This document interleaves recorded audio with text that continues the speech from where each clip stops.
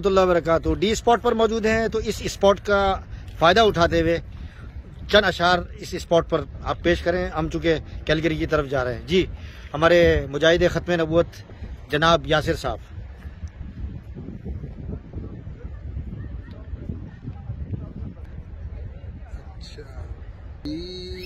सलीका है आरज़ू का, न बंदगी मेरी बंदगी है, ये सब तुम्हारा करम है आका, के बात अब तक बनी हुई सुभान अल्लाह, सुभान अल्लाह। कोई सलीका है आरज़ू का,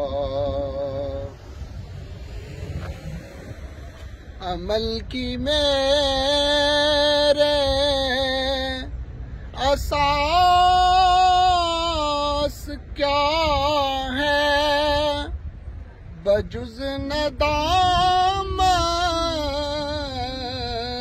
के पास क्या है,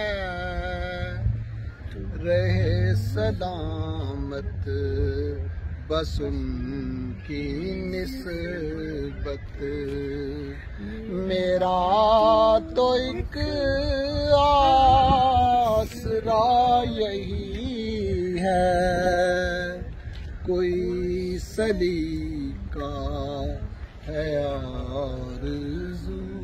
जज़ाकल्लाह।